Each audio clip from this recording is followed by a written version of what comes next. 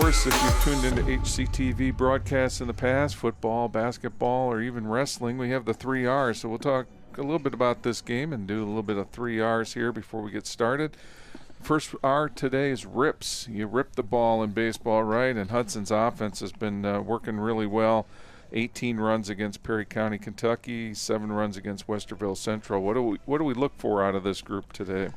So any team with Hudson, you're going to expect fundamentally sound baseball. They like to move runners over. They like to play for 1 or 2 runs if they can, and then if that leads to a big inning, they'll be in good shape. Last game against Nordonia, they managed to scrape in 3 runs, which was enough after a strong pitching performance. Good defensive game. So let's go get those bats going and see what comes of it. And that brings us into our second R, rearing back. You know, the pitcher's got to rear back, and the velocities are up all over from high school all the way to the pros. And Hudson has some strong early pitching strength and depth with Paller, Major, and Sutton. And we'll see Sutton today. Tell us a little bit. You were talking a little bit about the Nordonia game, 3-1. That's a good pitcher's battle at this level. Yeah, it's always good to see a good low-scoring high school game coming down to the wire. I'm going to look for Jack Sutton to hopefully mix it up a little bit today, see some of that off-speed stuff, keep the Riverside batters on their feet, and hopefully he can get a good quality start and a lengthy performance. Yeah, we've seen some good pitching so far. Nordonia win, obviously, 5 1/3 innings out of Palo, 1 earned run, 4 Ks, and 7 hits. Connor Ike coming in, got the win in that one, though, and Luke Major with the save. And then we talked a little bit about Sutton's performance. Obviously, Luke Major also against Westerville had 6 innings, 2 runs, and 8 Ks. So deep, strong pitching from the Explorers thus far. And the third R today, obviously, is radar. Might have some rain in the forecast, so that's also something to keep in our eyes and ears, listening for those thunder and lightning and rain. We've had some really rough weather here in Northeast Ohio this week, and our thoughts out to those in other areas who've also seen some very damaging storms here early. Well, it's not so early in the spring, I guess, anymore. We've got through the March weather. Now it's time for April showers to bring those May flowers. And we'll be doing that as well, right? Yeah, it still feels like early March out there today, but field conditions look pretty good. Keep that electricity away, and we'll be able to get this one in. We could see some rain at the near the end of the game. Looking at the Weather Channel, it's looking like it's going to come in right at 7. So just another reason to keep the pitching stats efficient and get as many runs across as we can. One of my old adages, work fast, throw strikes, or throw strikes, work fast. And that's a good adage, and so glad with the pitch count in Major League Baseball now, because it forces those guys and makes the games that much more exciting and moving. Hudson, coached by Buddy Dice. Last year's team was 11-15, 2-11 in the conference, but this team a little bit older and a little bit more experienced and ready to really go this year. Painesville, we said 1-2 to start the season. In 2024, they were 13-12, 6-4 in second place in the Western Reserve Conference. Hudson is in the Suburban League National Division. Yep, and one of the highest quality leagues in Northeast Ohio. It's definitely a grinder getting through this conference schedule. Teams Nordonia, Stowe, North Royalton, and Brecksville have both been very good lately. We have the Solon Comets in again for the second year. They're in the league, going down to Wadsworth. So there's really no easy games in this conference. So you've got to really bring it every single day out. Yeah, this is one of the top conferences in all of Ohio, I think, in terms of sports competition. We saw it with the ladies basketball here, just finishing up Hudson in the final 8. But you had, 3 teams from the conference in the final 8 with Brecksville and Hudson, and Twinsburg was the third one, yeah. And so, you saw some excellent basketball. You can check those games out on HCTV, or you can stream them from the archives. But that was, some great honors for Aaron McCormick and Paige Sutton and others on that team. And obviously Coach of the Year kind of candidate was our own Dennis Lawler. What a great run that was, going to some of those games down the stretch. The team brought the energy. The crowds brought the energy. I was at the game in Barberton. It was one of the best atmospheres for a basketball game that I've seen, and a great result. I don't think the Explorers could have played any better out there. So it was definitely a great run. Yeah, no, it was a great since I think it was the 2003 season when they went down to state the last time in the Final Four. And so umpires for today, as the lineups are being exchanged, head home plate umpire will be Mark Craig, and the base umpire will be Mike Phillips, usually a two-man team in high school. And you're an experienced umpire, so tell us a little bit about what that umpiring in high school is like, and how you set up for that. Yeah, so it's definitely a fun experience, having two guys patrolling the field, watching 9 defenders and up to 4 runners at the same time. 4 eyes for all those kids makes it a little bit tough, but you'll see the base umpire all over the place today. That is Mike Phillips. You'll see the plate umpire Mark Craig going down to cover third a few times throughout, and they will obviously be giving their best effort out there. You work with either of these guys in the past? I have not. I was able to meet with Mark a little bit before the game, and we talked. He is a very veteran umpire, and look for him to be solid back there. So you got a high strike zone, low strike zone, outside, giving you the corners. If it's anything like me, it's going to be a big strike zone. We umpires like strikes, they like outs, and they like to get that game, keep that game moving, especially when there's some weather coming around. So as they like to say, get up there and be ready to swing, and we're just about ready for play ball here at the ballpark in Hudson. And going out to the mound will be Mr. Sutton. So Jack Sutton will go out to the mound, and looks like we got a ceremonial first pitch.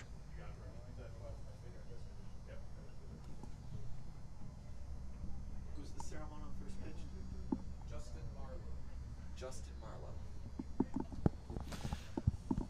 All right, Justin Marlowe giving us our ceremonial first pitch today. And that is a strike for sure. I don't care who the umpire is. Right down the middle. Good to see Ken Klemensick down on the field photographing this game. Hudson legend, gets to every event. I've seen him at tennis matches, golf tournaments, basketball games, football games. The guy lives for Hudson sports. We appreciate all of his work. Look for him on Twitter/X. Yeah, Ken's work is fantastic, and the hardest working photographer in all of Northeast Ohio is Ken, and his work is outstanding. And you can catch it on all of the Sports X accounts for Hudson, Buddy Dice's, as well as Hudson girls basketball, etc. So players being heading out to the field, quite an experience. If you play here even on a semi-regular basis, you get announced out to the field. It's almost a minor league feel to their games. Mike, I'm getting a little bit old here, but it wasn't that long ago that I was playing high school baseball, and I just don't remember having this quality of an environment to play in.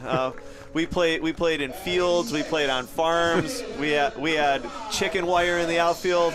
So to see these kind of facilities and the kids being able to be treated in such a professional manner, it's really cool to see, and they definitely do it right here at Hudson. Yeah, I'm sure we'll tell some stories about what it was like in the old days throughout today's game. I've got quite a few, and it wasn't anything like this. The first time I played in a park that was this nice was in Blue Ash in the Cincinnati area, and had the opportunity to play at what they did, the old Crosley Field that they had moved the big scoreboard out there, and you had the terrace, and and the whole thing. We are going to have a national anthem, so we're going to take a minute here and honor our veterans.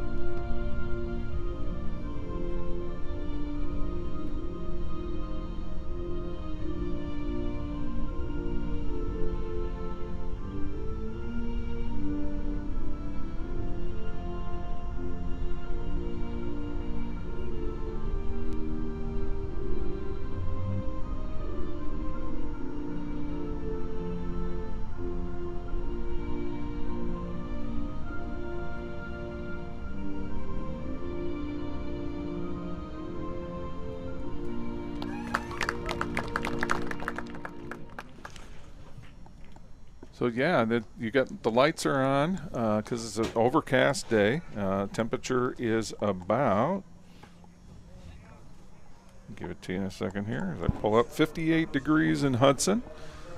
And Jack Sutton will be on the mound for the Explorers. As we said, he's got 1 win, 6 Ks over 3 innings in his last start, and we'll see how he performs today. His battery mate is Blake Balcony. I got Bobby here holding his breath that I get it right. You know, you guys who watch me on HCT, there's always one name that causes me a dilemma. I had a long conversation with Coach Wallach the other day, going through all the pronunciations, doing our best. Luckily, the Hudson guys made it pretty easy on us this year, but it's fun learning the names and getting to meet these guys and learning the players. So first pitch going to be about 5:15 here as we get started on a Friday evening, a little evening at the ballpark. Welcome you here to Hudson Community Television, and the Painesville Riverside Beavers will be leading off. They're top of the lineup, number 9, Leland Chapman will start it, followed by Mo Dolce, shortstop, and number 5, Austin Witterich at third base. Left-handed hitter Leland Chapman will come into the plate. Right-handed hitter, I'm sorry. Yep. His approach to the plate looked like he was setting up on the left side, and then he crossed over on me. So here we go. First pitch about to start here at the ballpark. And Sutton a little bit outside to start, and ball 1.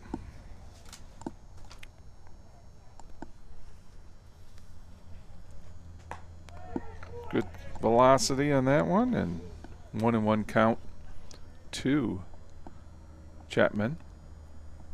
Not wasting any time, gets back on the toes of the rubber, and here comes the third pitch, a little breaking ball. 1-2. Jack Sutton seems to know that there's some rain in the forecast. He's working nice and quick out there. Another breaking ball, slow chopper to third.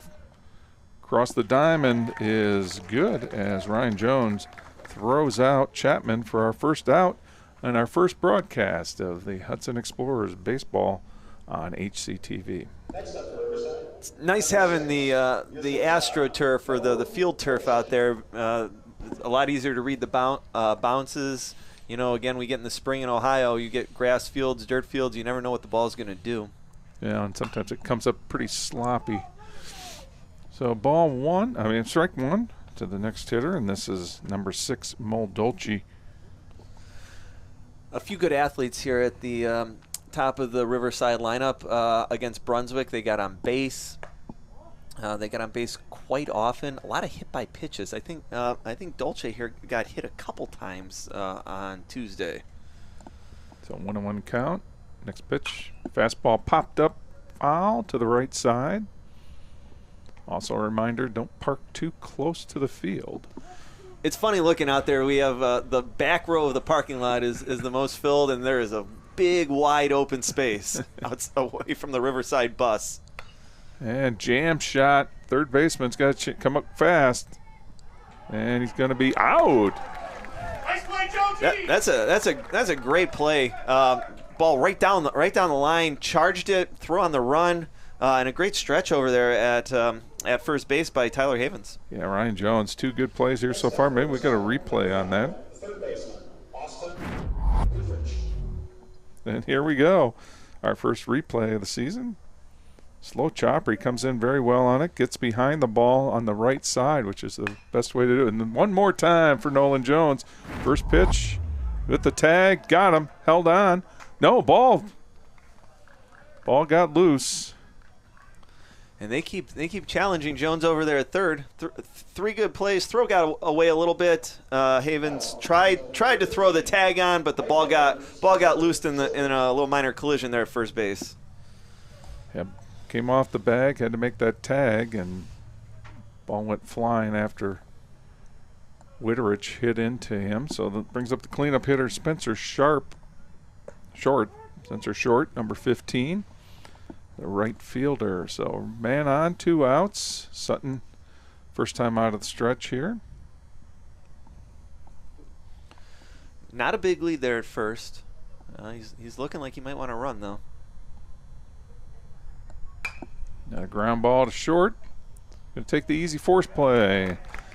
So Hudson, Xavier Palo to the second baseman. Good start. Sutton's keeping the ball on the ground. That's always a positive. Infielders are going to make the plays for him. We are nice quick top of the first. Riverside scored 4 in the first against Brunswick on Tuesday. So holding that top of the lineup down. A good start for the Explorers. You see the replay. So Riverside puts a 0 on the board in the first, and Hudson will be coming up here in just a brief second. Gives us a second to welcome you all to the Hudson Community Television first game from the ballpark. We were hoping for a little night under the lights, but tonight's game was moved up because of the concern over the potential rain coming here around 6:30, 7 o'clock, and hopefully they'll get this game in. Already canceled tomorrow's game, so Hudson's game that we were going to broadcast for tomorrow is canceled. So sorry about that, but the weather here, obviously in Ohio, is always iffy. It's kind of day to day, but aren't we all, as Vin Scully used to say.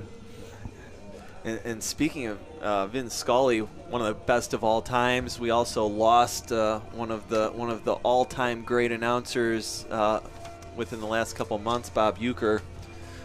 As a lifelong Milwaukee Brewers fan, a heartbreaking loss, but remembering all the good times, the movies, the games, the commercials, and if you ever get a chance, go on YouTube, watch his Hall of Fame speech. It's one of the greatest of all time. Yeah, the Uke was one of the funniest guys you would see or hear.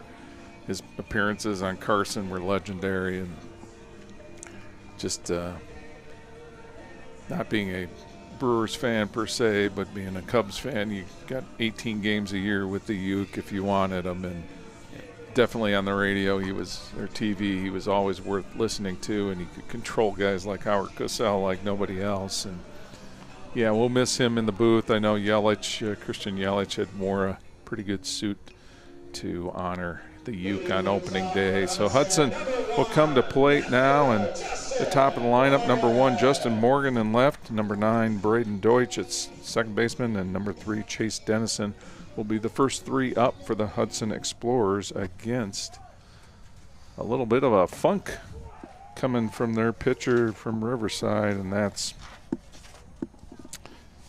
Ryan Burgert. Yeah, he's got the 3/4 delivery, kind of short arms the ball a little.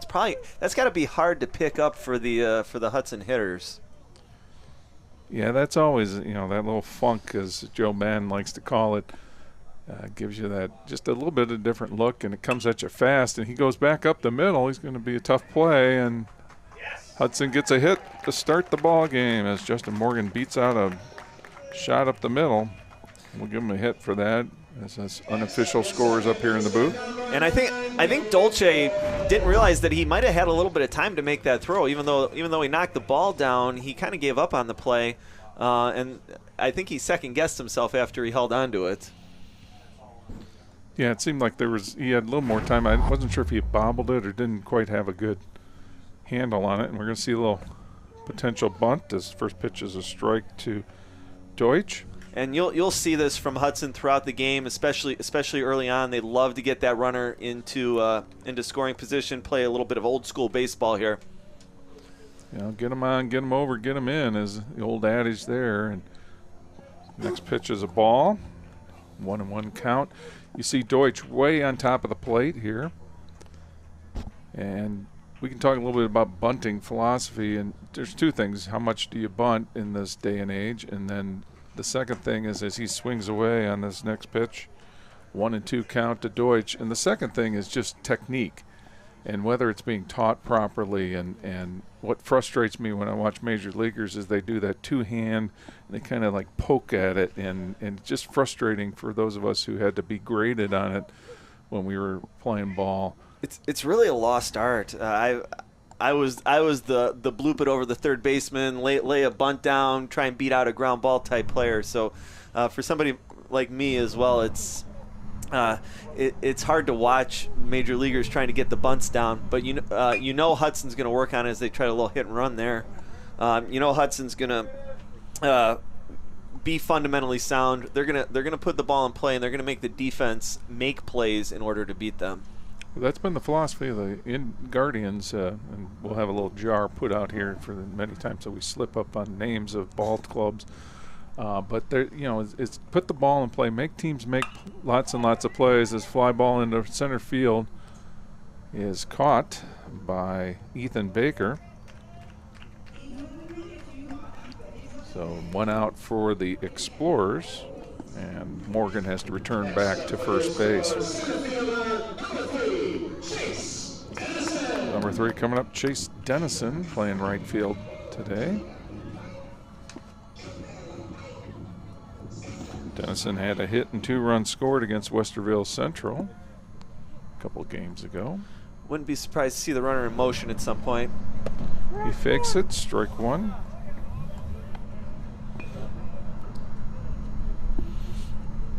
So 0-1 count to Dennison. He's got a good lead over there. Wait, you tell if he's got a good lead, and he's almost got caught. Ball gets into right field, and Morgan going to take second and hold up there. A lot of foul ground here at the ballpark at Hudson, so you get those overthrows, and it's off to the races sometimes. Also helps with foul balls in play. Makes me think of the Oakland Coliseum, which is not going to see any more baseball anymore. Yeah, that place, thankfully, it won't see any more baseball. There was stuff in the basement of that I don't think anybody ever wanted to see. Here's next pitch, a little high. My wife and I, a couple years ago, we ended up in Atlanta, and we got to go through Turner Field, which they're using for college football now. And going into the depths of that ballpark, you could tell there hasn't been... Well, breaking ball, a little hanger, but it's going to be into left field and caught. It's by Bozic. Not the most well-maintained ballpark anymore down there in Atlanta. Well, there's some great stories in a book by, I forget the title of it, but it was written by Charlie Finley's daughter a few years ago, and telling the stories about the Oakland Coliseum. And it's just a shame because Oakland loves their baseball, and they'll breaking ball strike. And 0-1 to Tyler Havens, number 8, the first baseman for the Explorers. Yeah, MLB's going to have to figure this out. They've got issues with the stadium in Tampa Bay. Now you have Oakland moving, and they said they're not going to be expanding until they get those stadium situations figured out. And this has been ongoing for almost a decade now with both of those stadiums. Well, I would say the Coliseum goes all the way back to when it was built. It was built as a football stadium, and then allowed for baseball when Charlie Ball High Yeah, 1-2. When Charlie moved the team from Kansas City to Oakland, he was promised a number of things would be done, and then those things were just never completed, and so they were always in a battle as the ball fouled off. Little off-speed pitch there, trying to keep him off balance. Good job fighting it off by Havens. Yeah, Havens doing a good job, but they're 1-2 count, 2 outs, runner on second as Hudson tries to get an early run on the board. Burgert doing a good job here of not giving up anything so far, and a little bit outside. But yeah, the Sacramento, I watched a couple games with the Cubs there in Sacramento, and yeah, it's a minor league team, but you know, they're probably going to have better crowds. There's a shot up the middle. That's going to have a chance to bring the run home. And here comes Morgan. He's going to score early, and Hudson takes the first inning lead, 1-0 on a line shot by Tyler Havens into center field. Solid piece of two-strike hitting. Just put the ball in play. He found the barrel of the bat and just drove it right up the middle. Yeah, Havens has been hot. He had 2 hits, 2 runs scored against Westerville. And Leland Chapman, the second baseman, was actually standing right where the ball was, holding the runner on. He left his position, and then he hit it right through that exact same spot.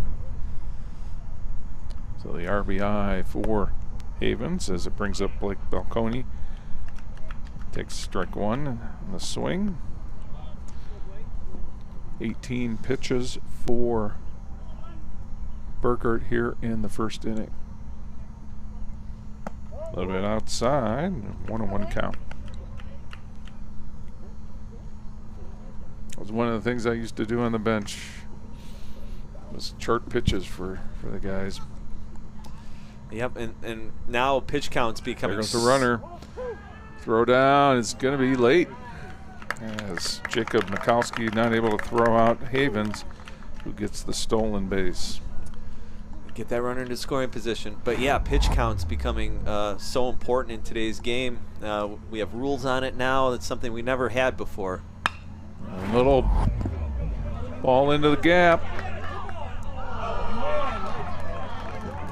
And the catch is made. What a great catch. That's a heck of a play by the left fielder, Matt Bozick. Matt Bozick making a big run-saving catch out there in left. We'll take another look at it. From our angle up here in the booth, it was a little hard to tell whether he caught it or not. So we'll take this break here in the action to take another look at that play, as Balconi hit a really good shot out in the left center.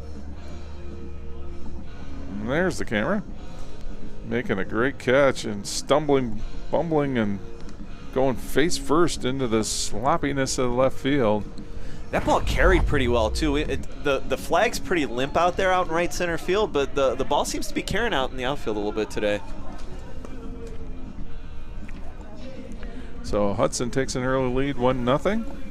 And Sutton will go back out for his second inning of work. As you said, pitcher gets 5 warm-ups in between innings, and you got to be ready to go. We play a 7-inning game here in high school. Probably should have mentioned that early for those who a little unfamiliar with high school baseball. Yep, still the same game that you all grew up loving. There's a few different few rule differences between the high school game and the pro game when it comes to some of the pitching rules and balks, and obviously high school allows re-entry for players that are subbed out of the game, and a little bit more flexibility with the DH position and the pitcher's position on the field. We'll shout out Brady Studzinski. It's never fun as the backup catcher, but getting a little field time there. Hopefully we see him in the game at some point today too. I always enjoyed that. It kept you in the game. When I used to help coach, our head coach over at Valley Forge back in the day, Nate Phillips, he said even if you're on the bench, you've got a role in this game, and there's so many different things you can be doing. Like you said, charting pitches early, backup catcher, warming up the outfielders, being ready to pinch run in any situation. So many roles to play on a baseball team. Well, there's individual matchups, but there's team game, right? And so everybody needs to be in it and be ready. You can always help your teammate. You can you can steal signs from the coaches. You can watch where positioning is. You can see where the player hit his ball and start to help with defensive positioning. That's where all the the statistical analysis today is all what you used to do as a team sitting on the bench watching a game. Yep, always good to help your teammates out. And how many times do we see this guy makes a great play to end an inning, and guess what? He's leading off. Matt Bozick, again, a great catch out in left field. Down 1-2 in the count now. A little bit high. It's the fastball. 2-2 count to Matt Bozick, the left fielder. Little hot shot down to the first baseman, and the play is made. First out by Havens, who had the big hit. Also makes the big play here in the first. 3 unassisted. That's first out. That's 5 batters and 5 ground balls so far. So it brings up number 12, James Ozinga, first baseman for the Beavers. Hudson played the Beavers in basketball at now known as Rocket Arena back in January. There's a shot to opposite field by Ozinga, base hit. Good piece of hitting there. Stayed on that inside out swing. Drives it to left field. That caught the barrel for sure. A good velocity out of Sutton. He takes that first pitch and goes oppo, and runner on first, 1 out as Austin Kalb, the DH, is up, number 23. Ground ball to third, could be 2. There's the first one. Oh, he's going to go with the tag. He got him. Coaches preach that. Always make sure you get that first out. Great play by the second baseman, Braden Deutsch, not to try and overdo things there. Put the tag on him and then hold on to it. Make sure that went out and don't compound any more issues. And another ground ball by Jack Sutton. So force play gets Ozinga at second. Kalb will take over at first base. 2 outs for the Beavers, and number 24, Jacob Makowski, the catcher, comes to the plate for the Beavers. There's strike 2. Makowski. Sutton being efficient. Lots of strikes going in there. It's a great strategy. Just pitch to contact in the high school game, and usually you're going to be successful. It's when you start walking guys and the defense starts not making plays is when issues compound.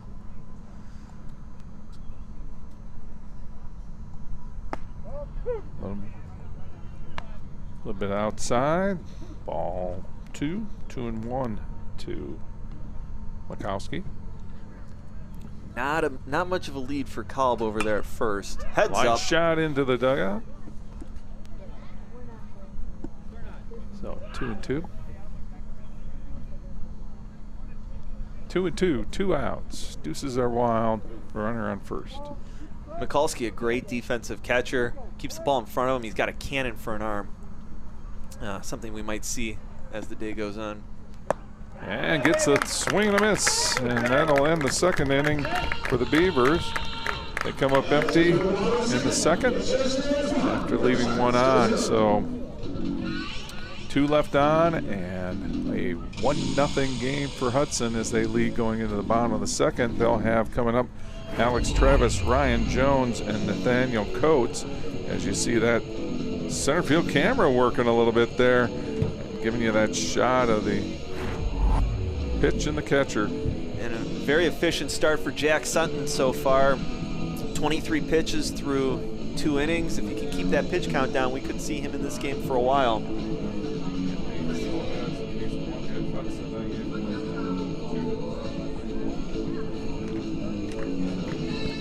So we'll go into the bottom of the second here, and pitch count, as we said, Berger threw about 20 pitches there in the first inning. As he comes out for his second inning of work.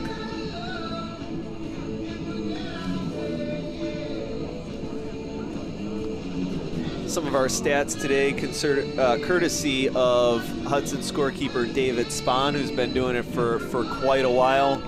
Huge part of this baseball team, and math teacher over at the high school, so we appreciate Mr. Spahn being out here for us as well. Well, you got stats and everything? Yeah, we got the game stream up on Game Changer. I did have to log in as one of Greg Wallach's relatives, so as an honorary member of the Wallach family, I now have access to some of the game stats on here. Now, is that a specific app that they're using as a team then? So this is how complicated high school baseball has become since I played, and you probably played, right? Correct. Yeah, I coached a team in 2014, and we were just starting to get into the electronic scoring. Hudson's been using it, I think Dave said, for 3 to 4 years now with the Game Changer app. Much better if you have a subscription. I have not gone that far into the app yet, so the stats might be a little limited on our end, but Mike's got the old-fashioned score sheet going on. And the first pitch to Alex Travis is a strike. He's DHing today. I also brought the scorebook, and I have definitely forgotten to write anything in it so far. So, Mike, you are on your own right now. There's a shot into center field. Could drop. And it does. Base hit for Alex Travis. So Hudson starts off the second inning well with that hit by Travis. Yeah, we were talking a little bit about before the game about score sheets and having something to write on. And I said all my books from when I coached years ago are buried in boxes somewhere, and I wasn't going to go digging for those today. And then I'm like, well, what do I have that I can use as a score sheet without just writing it on a piece of paper, which I've done in the past as well. First pitch to the next hitter, Ryan Jones, the third baseman, is a ball. 1-0, runner on first for Hudson here in the second. And I said, oh, you know what I got? I've got score sheets for Stratomatic baseball that I used to have as a child. And this runner going slides in safely, and Hudson picks up their second stolen base of the game as Travis goes in head first into the second base bag. And Hudson now a runner in scoring position, nobody out, 1-1 count. Good jump. He just got that hand in there. The throw was a little bit high. Pretty close play.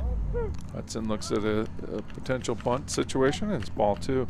But yeah, did you ever play Stratomatic growing up? I didn't get in on Stratomatic. I do remember the old triple play baseball games for the original PlayStation. Popped up into short right field. The right fielder makes the catch, and that'll be the first out for Hudson as Spencer Short makes the catch. It's got to be tough for the outfielders today. That the ball and the sky are very similar colors out there with this overcast sky, so they're going to have full concentration. So that's going to bring up number 11, Nathaniel Coates. Yeah, you guys, you're probably more the generation that actually played video games and MLB The Show and all of that, and so we were reduced to dice and some cards. There was a couple of different kinds of baseball games like that. As we take strike one to Coates, runner on second, 1 out now. Friend of mine with the Stratomatic game set up all of the old Cleveland Indians teams and had them play a season against each other. And nobody won. Base hit to center. This could bring home the second run for Hudson. The throw in is going to be cut.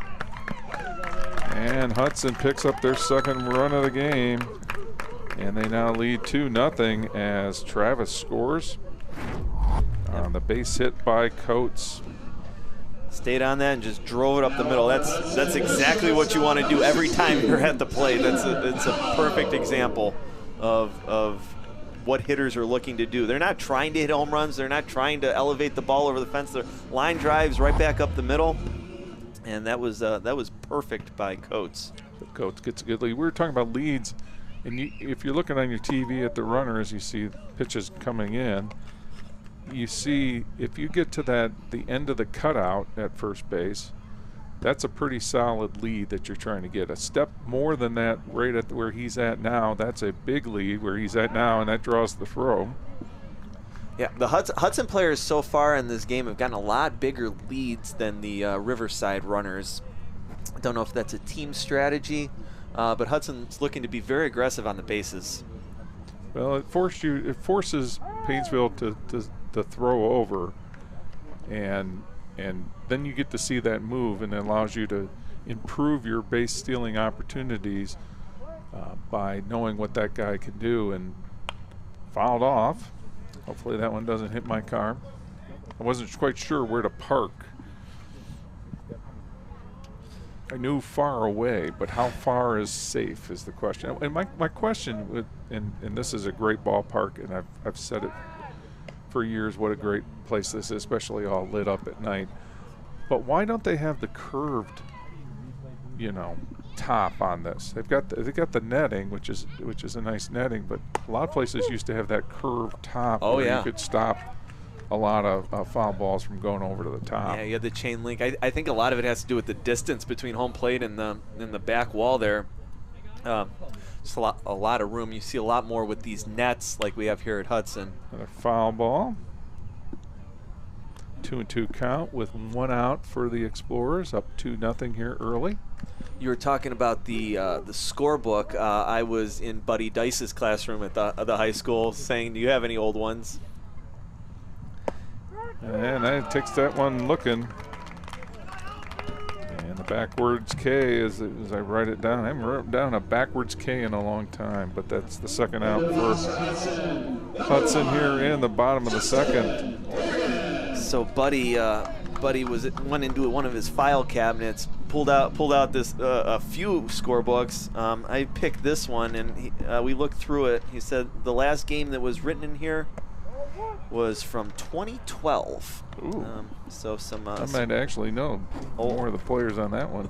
Some old school names in here, and it's still kind of blank right now. Runner going, shot down the middle, into left field for the base hit. Screened by the light pole. That's the second time we've seen Hudson called a hit and run.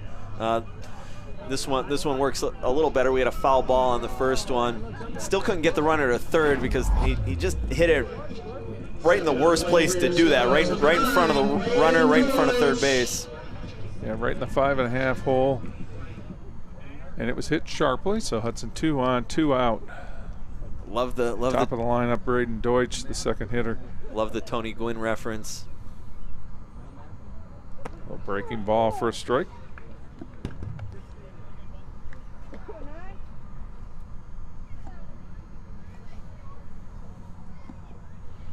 So Deutsch last time, a little fly ball to center field.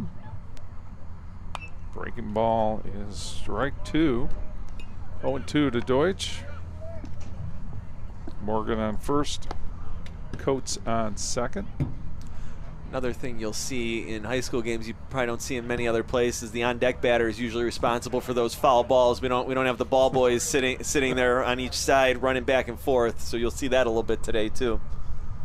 Another breaking ball gets him, and Hudson with their second strikeout here in the second. But Hudson again puts one on the board, and they're now up 2-0 as we'll go to the third inning of play. And I can be a little more relaxed since we're not going out on the half innings. I get my all set to take us out, and say, oh, we'll be right back and next, but I can slow down and just say, coming up for Riverside Beavers in the third will be Jacob Mikowski, Ethan Baker, and Leland Chapman back at the top of the inning. As Sutton going into his third inning. He doesn't have a lot of pitches so far, only 18 through 2, roughly. I don't know if your stat machine has pitch counts. 24 for Sutton so far. I missed a few then. And then, yep, so we'll see how the endurance goes. The two of us are going to have to show some endurance today, too, without the breaks. So we'll fight our way through this. So one of my favorite songs playing on the in-game music, Center Field by John Fogerty. I remember when the song came out, so that tells you how old I am. But it's a great album. Solid playlist so far. We've heard a little bit of everything. Makes you feel like you're at the ballpark for sure, because the weather sure doesn't yet. Well, I was watching the Cubs home opener earlier this afternoon, and we have a better day than they were having. It was 47 degrees at game time at Wrigley today. if you haven't experienced a 40-degree day at Wrigley with the wind off the lake, you don't know. You have not experienced Major League Baseball yet. Even better if you're sitting in the upper deck. First pitch is called strike. If Sutton can live there all day, it's going to be. If he can get that call all day, I think he's doing pretty good. That was a little low. Swing and a miss, and we're 0-2. Is Sutton picking up the pace here? He's ready to go as Mikowski at the plate. I'm sorry, this is Ethan Baker at the plate as he takes his second strike. Mikowski made the third out of the second inning. Foul back. Mike, have you been to a lot of games at Wrigley? I've been to a number of games at Wrigley. I've been to an opening day at Wrigley and froze my parka off there. It is not a pleasurable experience. As much as fun as Wrigley is on opening day, it's still 40 degrees outside. I've also been to a lot of Cleveland Indians games, and I will not go in April if I don't have to, or late September if the weather starts to turn early. There's a pop foul straight up over by the first base dugout, and it's out of play. So. Yeah, my wife might still be a little bitter, and I'm not talking about the cold anymore. About that decision to go out to Wrigley. But thank you very much, Megan, for making it happen, because it is a nice classic venue. Yeah, no, it's a great place to go to a ball game. I was to the first night game at Wrigley that got shortened by rain. I've been to a number of games and all over the ballpark over time as Baker draws the walk. I love it. I love walking around Wrigleyville in the pregame. It's a beautiful ballpark, and there's a lot of history that just drips from it when you walk up the steps the first time. I was 5 years old. You walk up those steps and you see that green expanse before you. It's everything, a baseball in a park, and all the great things written about baseball just comes, rushing through you. It really brings you back to, like, I think the stadium was built in 1914 maybe. It really takes you back to the old school, the way baseball was meant to be. It's such a cool feeling.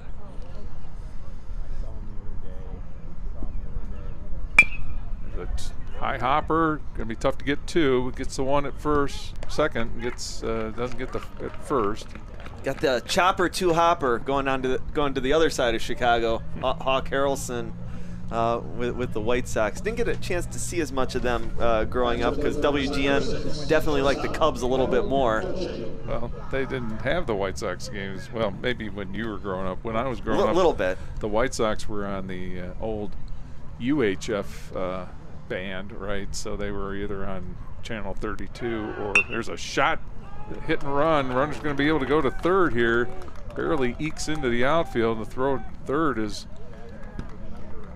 comes through. Good throw, but late, and so Riverside got something going here. First and third with one out. That's a great piece of hitting by Dolce there. With a right-handed batter up, the second baseman is going to be covering with the runner running. This is exactly why you run a hit and run. It opens up that whole right side of the infield with the first baseman covering, second baseman covering second, and he just pokes it right through that hole, gets that runner to third base. So first and third, one out. Runner's going. Throw comes through. Not quite off, and the runner on third did not come anywhere off the bag. So now they got second and third. One out. Good scoring opportunity here for Riverside. I know they're going to at least try and get one in, get that guy from third. So this is Austin Whitteridge, third baseman. He takes the ball. 1-1 count. Looks like Hudson will concede the run if they get a ground ball up the middle. Corners are playing in, looking for a possible play at the plate. The breaking ball is low. That'll be 2-1.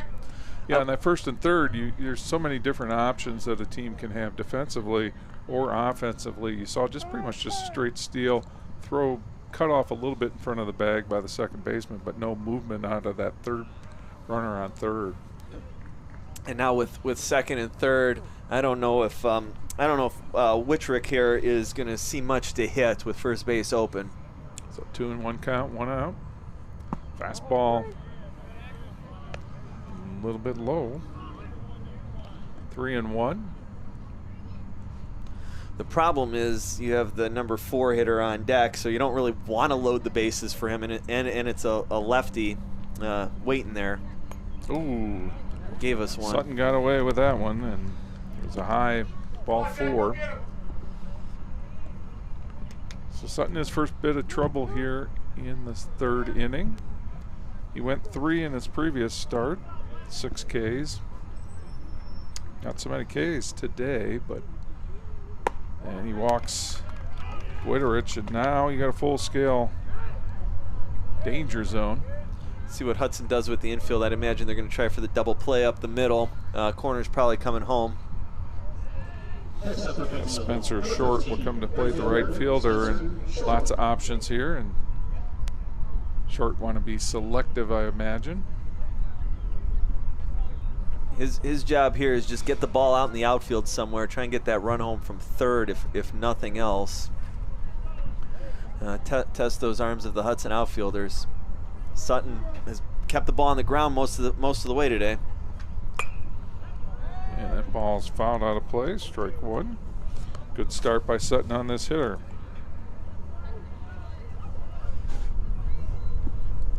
Sutton's pitch count going way up here in this third inning as well. 43 right now. Another foul ball, so he's ahead. He's been doing a great job today of getting ahead in the count. We had the walk earlier this inning, but he's still his command looks good. He's around the plate. Yeah, that's where we're going to get that fastball high or breaking ball in the dirt. He gets away with that one down the middle. Yeah, I don't know if that's exactly where he wanted it, but he did get away with it. So 0-2 count. A little bit outside, and it'll be 1-2 as he wastes one outside. Maybe fish there. Now throw that little slider down and in, and I think you get this guy and hopefully get yourself out of the jam. There it is. Good call, Mike. Yeah. We got to get you out of this booth into the dugout.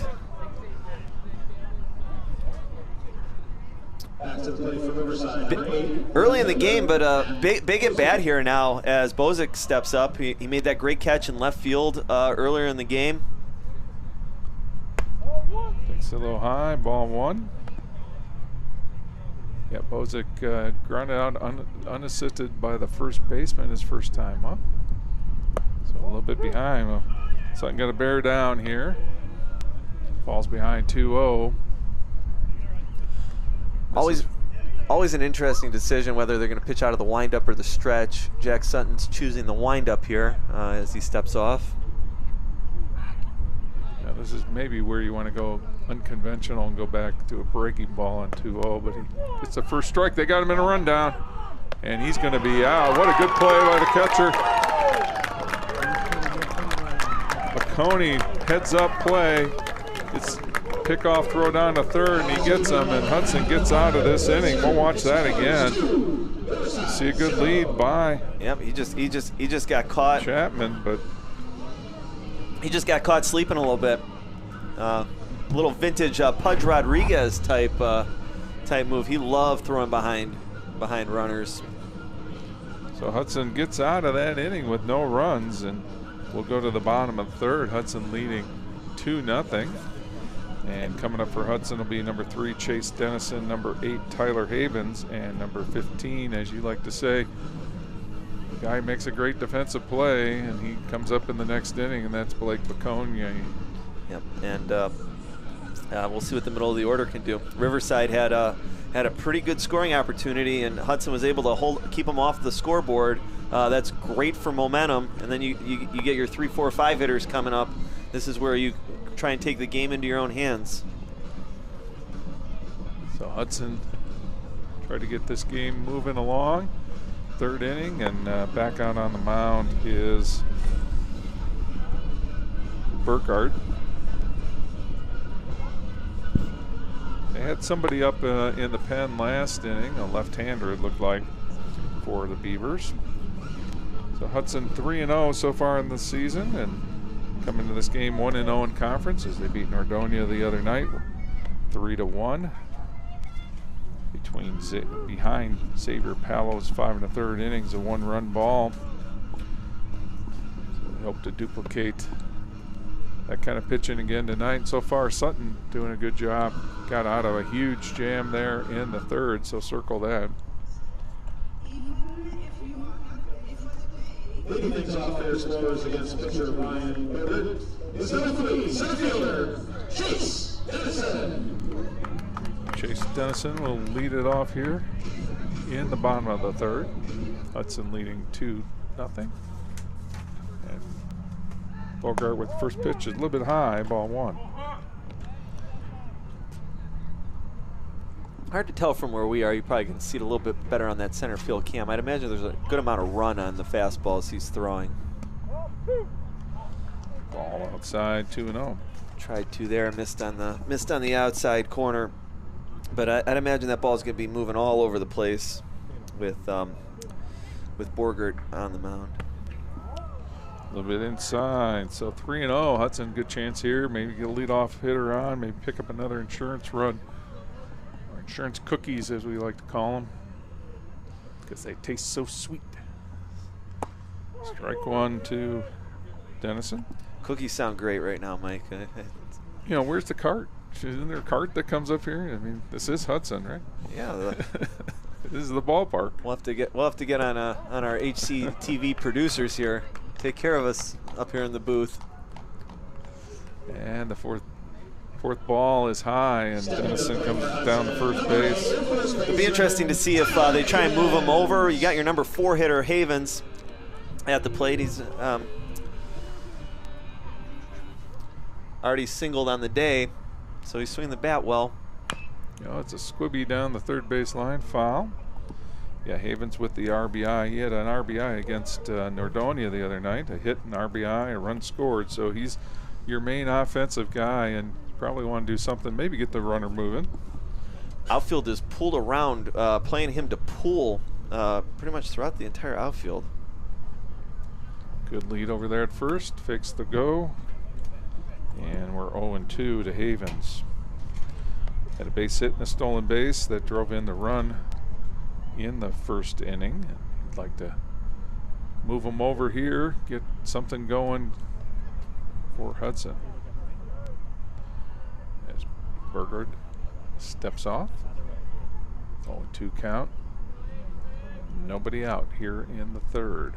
Wind blowing slightly in from right field, and there's the throw over with the step off.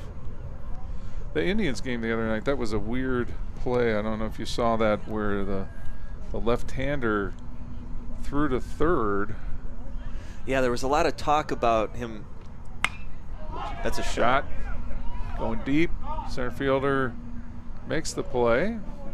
A lot of talk of whether that was a balk or not, and a little controversy I saw on social media.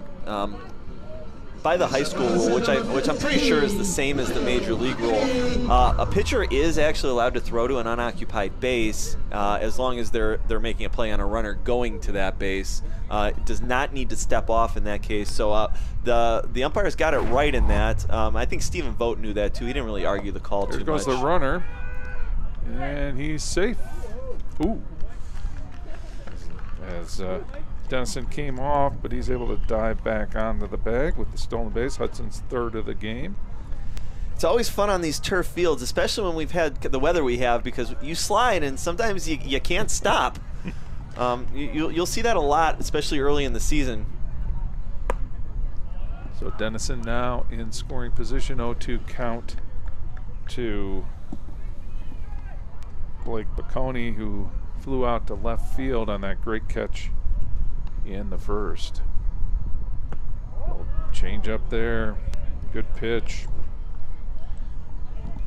Yeah, well, in Major League you can't throw, as you said, if you're throwing to throw somebody out, but you also have to either disengage. The foul tip is caught, and strike out to Balcony. So it was weird because his move to third was like a pitcher going to first as a right-hander. So he was kind of crossing over.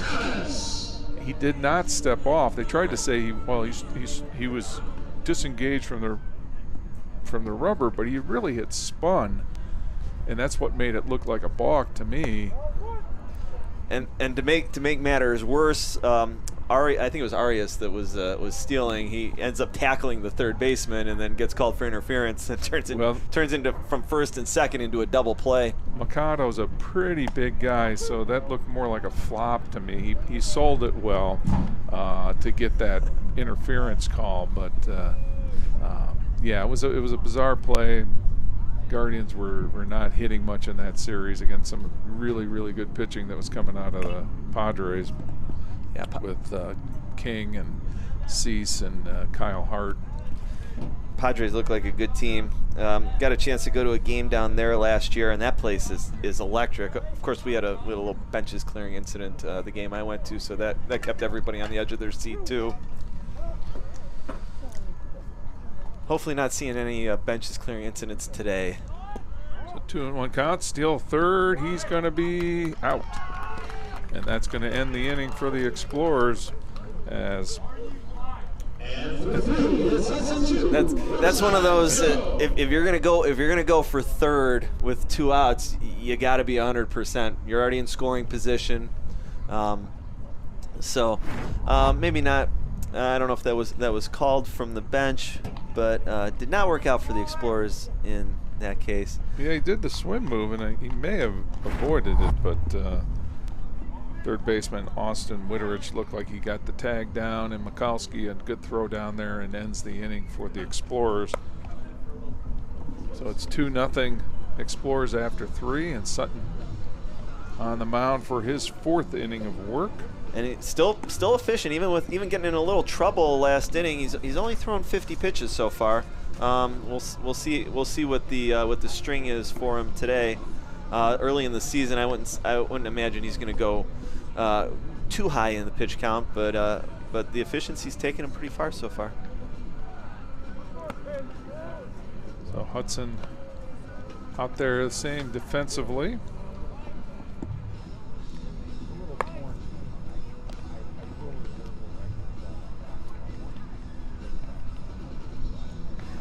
Good to see both of these teams fundamentally sound. You know you're going to get that from Hudson. They're a very well coached team. Riverside as well. Both teams doing things the right way, playing the game of baseball the way it's supposed to be played. And sometimes we don't see that anymore.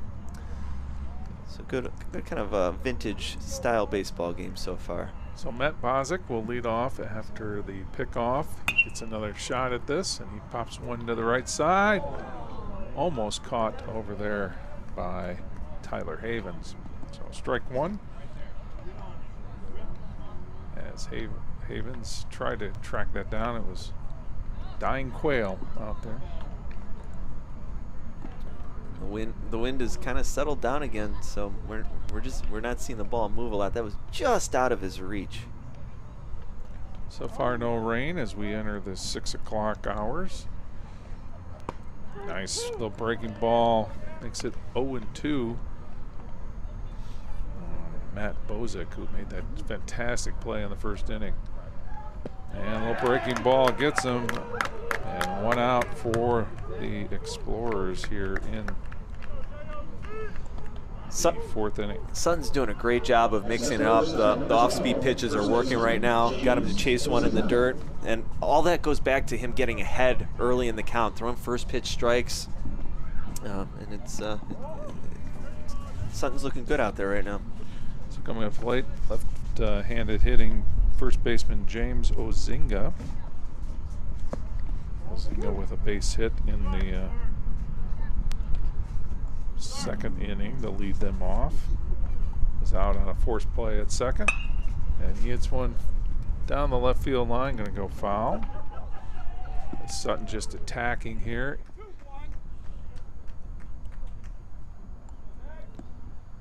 In the fourth inning. A little bit outside. That makes it a 3-1 count to Ozinga.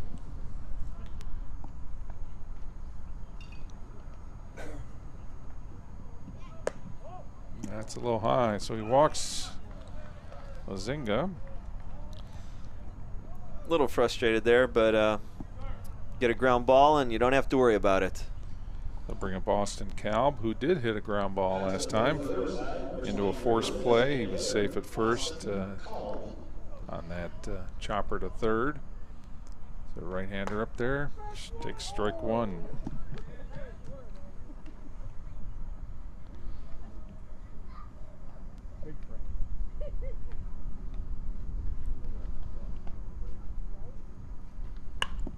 Shot to right field, gonna drop and die out there. Pretty sloppy, I'm guessing. Base hit for Kalb, so Riverside with a little something going here in the fourth. Runners on first and second, 1 out. And Hudson, Riverside's coach, gonna come over to the umpire.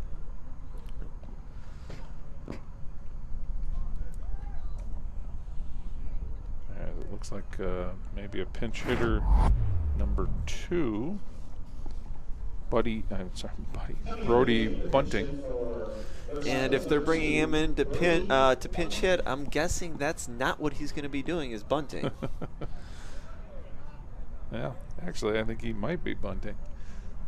It's not a bad situation to do it. If there's no outs, I would really expect a bunt here. So Bunting is going to pinch hit for McCulloch. I'm sorry, Mikowski. McCulloch is somebody else.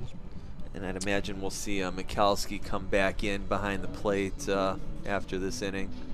So Hudson discussing the play. What do you have on here? Do you run the wheel play and describe that for our viewers? Yeah, see if you can get that runner to take off to third. If you get the third baseman charging, if they're expecting a bunt, have the shortstop sneak behind. Maybe get Riverside to run themselves into an out. That's a possibility. A lot of different plays possible in this situation. So Hudson on full alert for the bunt. He swings away and takes strike one. Third baseman just beyond the bag, so you could drop one. First baseman as well, playing just behind the bag. And there's a ground ball in the hole. Just get one. Going to get the one. Moves the runners over well as Bunting dribbles one to second and gets the force play. And still a productive out for him. I know it's not what he wanted to do, but he gets another runner into scoring position. Now a hit scores 2 for Riverside. And as a coach, that's what you like to see. Your hitters making productive outs, just making something good happen. And he did that there. Now let's see if Sutton can get himself out of the jam again. So he's escaped danger once. Can he do it again? As the number 9 hitter Ethan Baker, the center fielder, who walked his previous bat. And pops it up. Got your glove, Mike? Oh, that was pretty close. I was ducking under the table, so I didn't see it hit. Looking at the glass here in the press box, I'm not sure it would have been the first time that we got hit over here. Well, if it's coming directly at us, I don't trust these windows, so I'm probably ducking pretty quickly. Yeah, we'll definitely hit the deck. As I said earlier before the game, these windows remind me of old Lavelli Field, missing the big crack, but it does have a hole in it. That's not sure what caused that hole either. It looks pretty, really fine down, so it might have been like a drill bit, but I don't know why. So 3-1. Popped out to right field. And it's tracked down by Nathaniel Coates for the third out. And how about Sutton getting out of it again? Left the bases loaded the previous inning, second and third that inning, and still a big 0 on the scoreboard on the visitor side. Yeah, I'm playing a little Houdini here, a couple of these innings, and especially with the bottom of the order. And he seems to be struggling a little bit with left-handed hitters. They've done the damage, walks and hits, and Good at bat by Baker as we'll go into the bottom of the fourth. Hudson leading 2-0. And for Hudson, coming up in this fourth inning will be Alex Travis, the DH, Ryan Jones, the third baseman, who's had a busy day, and Nathaniel Coates, who made the nice play to end the inning, and he'll get an at bat here in the bottom of this fourth.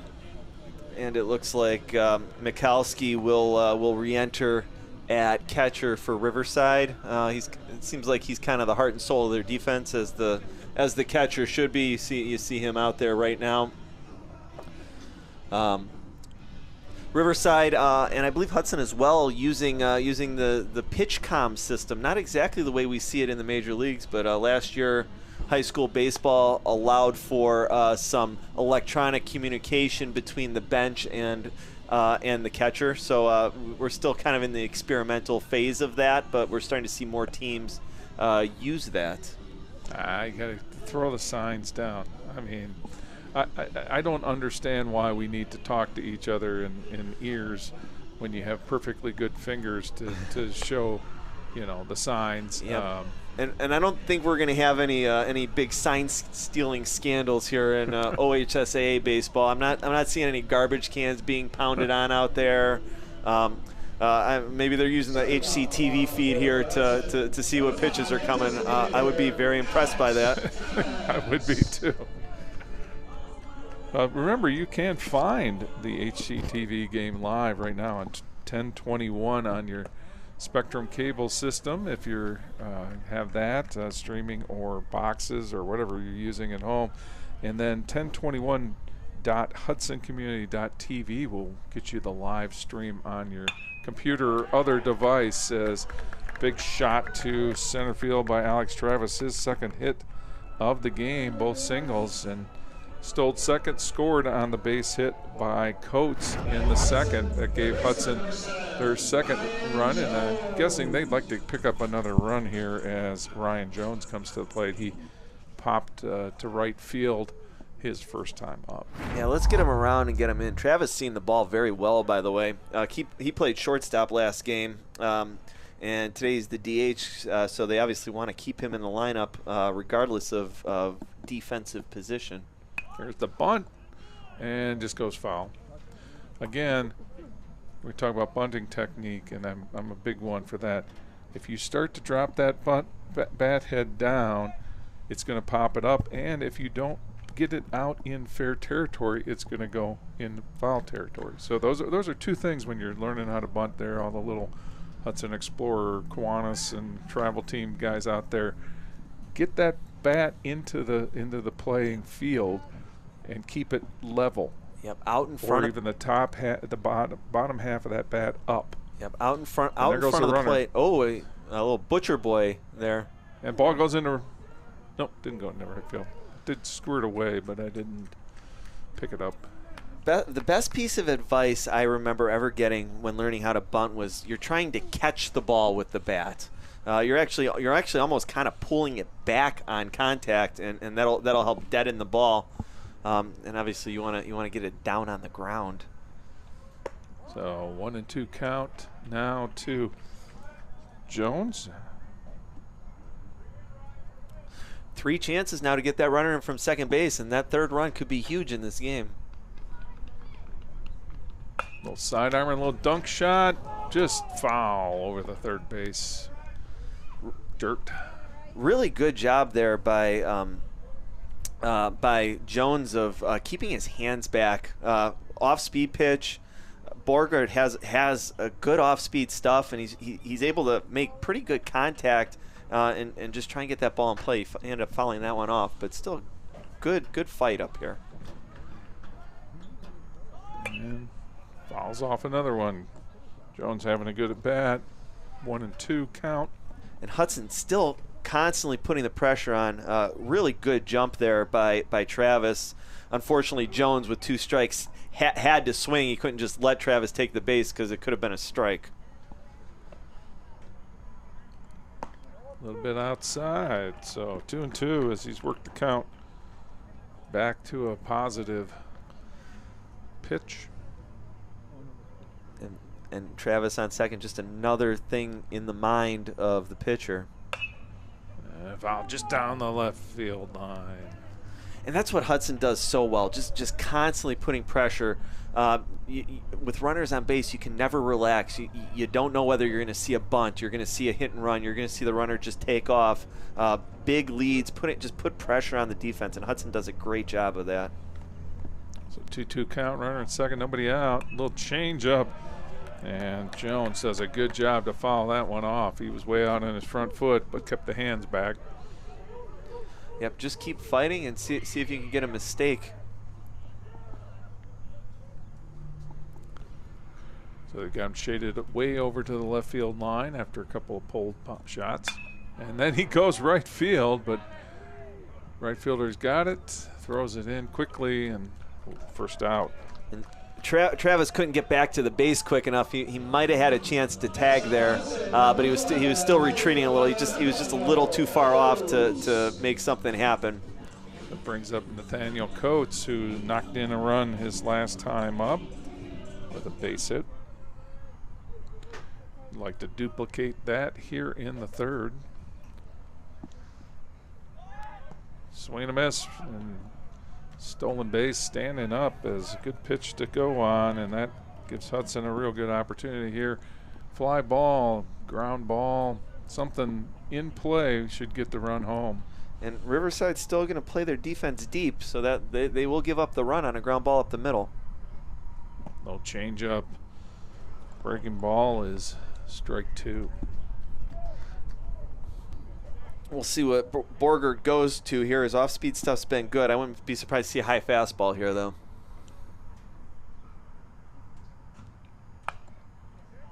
Ooh, booted by the first baseman, and we're going to get error on the first baseman, but the run scores.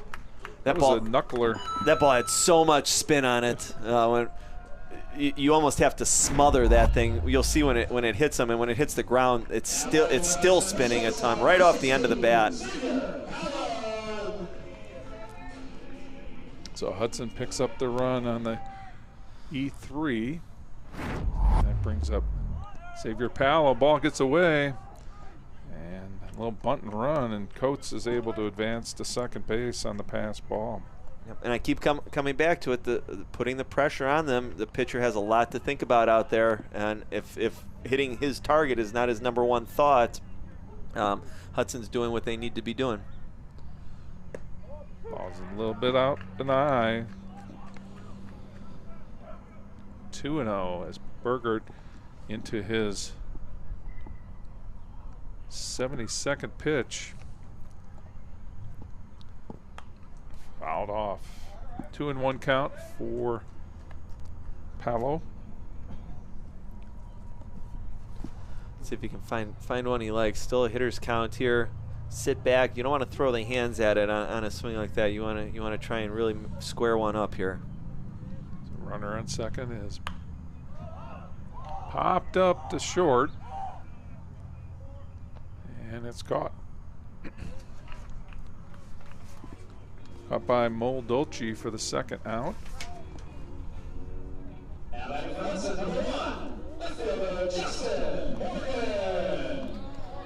So back to the top of the line for the third at bat for Justin Morgan. Pair of hits today. Run scored in the first. It looks like we're going to see a pitching change. Yeah, as Bogert gets up around 75 pitches, and that's going to be it for him today. Good outing by him, 3 runs, but a couple of misplays made it a little difficult for him to get out of some of those innings. Yeah, he did a really good job of mixing it up. He threw a lot of good off-speed pitches, kind of kept the Hudson hitters guessing, but they did make some solid contact too. A few line drives up the middle, a few hard hit ground balls. So we're gonna get the lefty Zach Koenig coming in.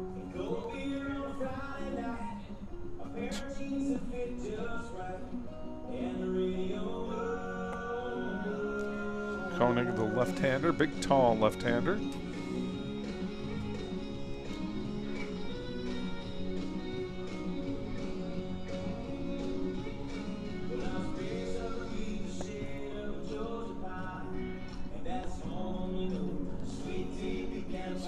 3 2/3 innings for Burgert. He gave up 3 runs, had a couple of strikeouts of Hudson batters. Leaves a little traffic on the bases at second base. That's Coates.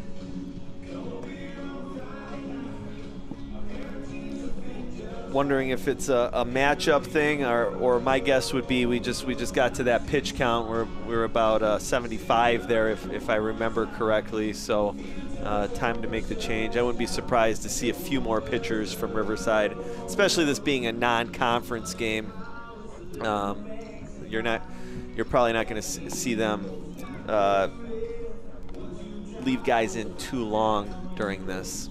So here we are up in the booth, and it's a nice booth. It's enclosed, which is always a good thing. I'm Mike Rickman, along with me, Bobby Bolin, bringing you the action from the ballpark here in Hudson. Our first Hudson Community Television game of the week from a baseball field. And we appreciate you tuning in, streaming at 1021.HudsonCommunity.tv if you want to watch it on the stream, or on 1021 on the cable system, Spectrum, and maybe if you're streaming on your iPad through Spectrum, multiple ways to watch us. Bobby, tell us a little bit about what's been going on so far. Yeah, just a really clean game by Hudson so far. They're able to produce runs, and their defense has been playing good. Jack Sutton's done a great job of keeping the ball on the ground, and he's gotten out of a couple jams. So Morgan up, a couple of hits today, takes a breaking ball for a strike from Zach Koenig. An extra run here in the bottom of the what inning are we in? The 4th. Extra run here would be nice. The ball gets away as the runner goes to third. He's going to take a big turn as Coates not able to advance any farther, but the wild pitch or pass ball allows Coates to get to third.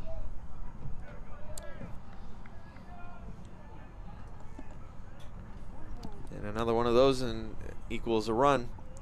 So 1-1 count. Not sure what happened on that. There's a shot to left field. Drops in for the hit, and Hudson's going to pick up another run on Morgan's 3rd hit of the day, this time a double. And Hudson opens up the lead to 3-0. It sure looked like Bozic was going to run that one down, too. It was almost the exact same spot where he made that catch earlier in the game. He just couldn't quite get to that one. Good piece of hitting there by Morgan. Yeah, he's about 2 steps away from making that play, and that would have been his second really tremendous play of the game. So Hudson picks up the run. And Braden Deutsch is at the plate. Braden so far today, a fly out to center and a strikeout. 2 outs, runner on second again as Hudson opens up the lead to 4-0. 2 runs here in this inning. Hudson with another steal as Morgan goes flying into third. Yeah, he's got some speed. There were some wheels out there. Hudson attempted to steal third, I think 4 times now, and been successful 3 times. So 2-0 count. Swing and a miss. So 2-1 count to Braden Deutsch, second baseman.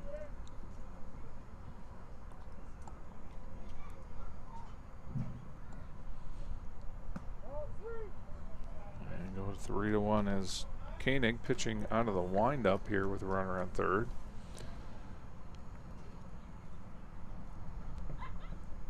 Now he's going to switch to the stretch.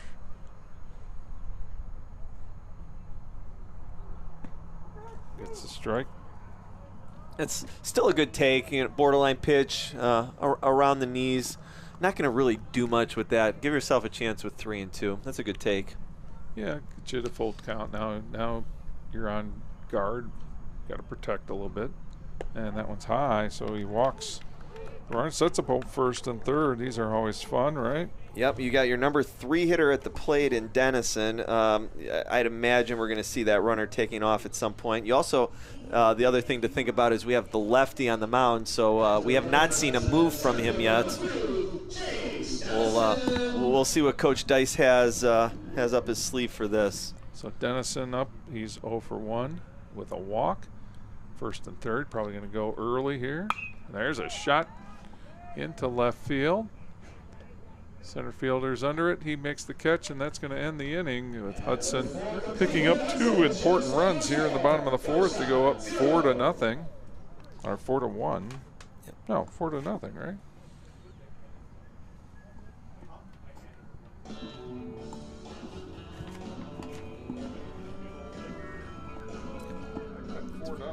Yeah.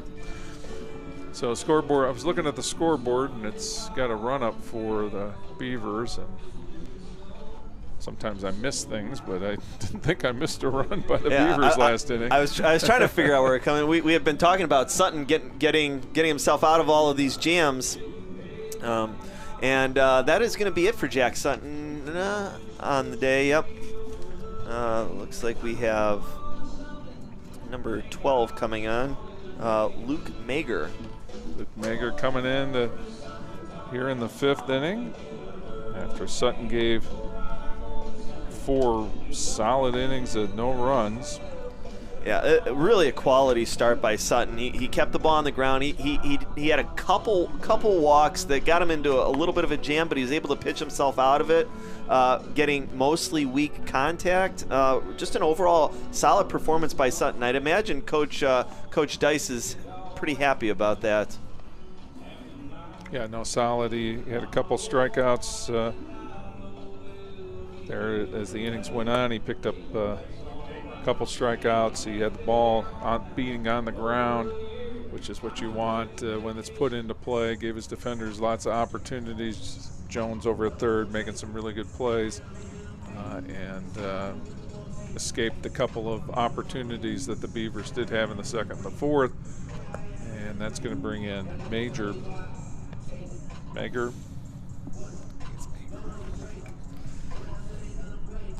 So Mager pitched 6 1/3 the other day, 2 runs, 8 Ks against Westerville Central, and so we'll see 6 innings today as there's only a couple left, but he can come in and shut the door here on Painesville, and then Hudson's next game is not till the 10th against North Royalton, and then they got Avon Lake on the 11th, and then that's one we're going to bring you.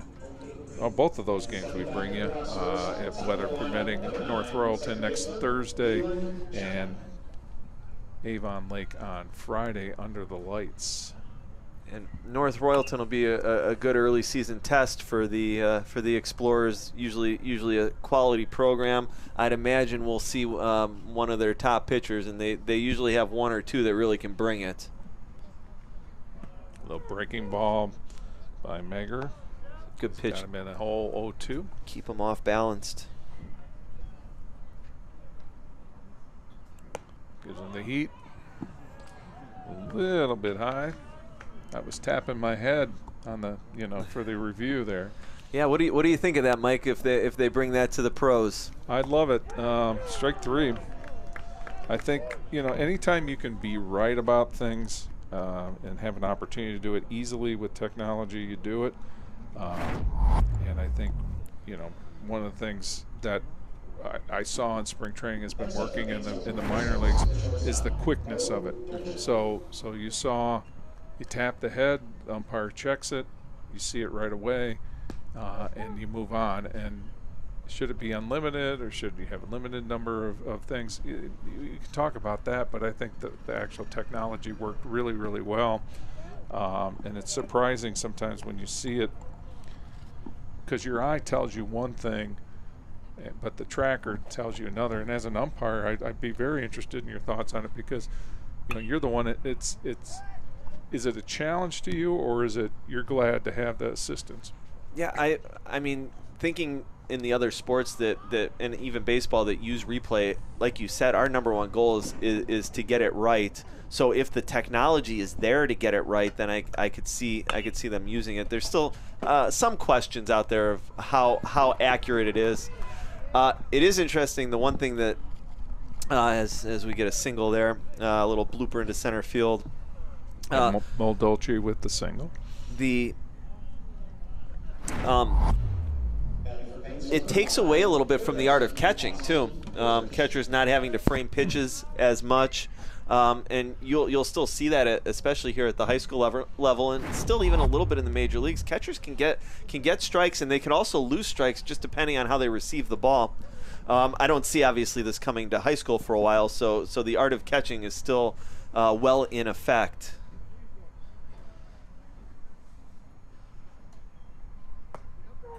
Nice little breaking ball there. Megger just hammering the strike zone here, pitch after pitch. So yes, we've seen that slider a lot. It's got a nice tight break, late break to it as well. So the hitter's Witterich. Witterich so far today reached on an error and reached on a walk. Throw over by Megger.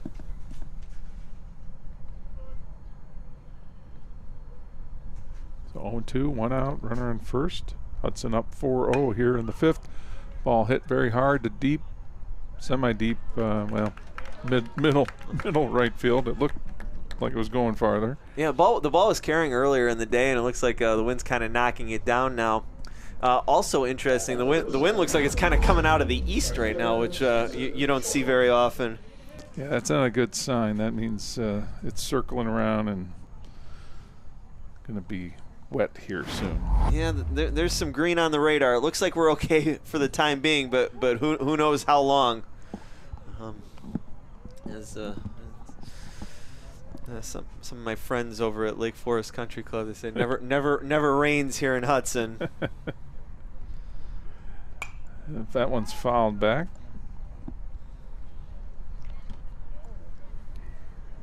Oh, you got a chance to talk about the golf team a little bit? Yeah, we lost a couple players to graduation this year after a very good season. They got to the district tournament again. I would argue that Emmy Burling, one of our graduating seniors, had one of the best years in school history. One of the best careers in Hudson High School history. She will be playing at the next level. I think she's ground ball to third. Jones fields it, throws to first, gets him, and that's going to end the inning for the Beavers as they're unable to get anything on the board as Spencer Short grounds the third, and that makes an official ball game. So Hudson up 4-0 as we go into the bottom of the fifth. So continuing about the girls golf program with Bobby Bolin here. Yeah, so Emmy will be taking her talents probably somewhat local. I would expect to hear her kind of announce her decision sometime in the near future. Julia Van Bachlen, another huge contributor to our program. She's going down to Ohio University studying some form of graphic design. I forget exactly what the major is, but looking ahead to the fall, we're always excited to bring the Lady Explorers out onto the course. Look for a big year from our incoming junior Elena Varga. She has a chance to have a very special year. I'd also expect a lot out of McKenna Kiwad, who's going to be our top senior upcoming.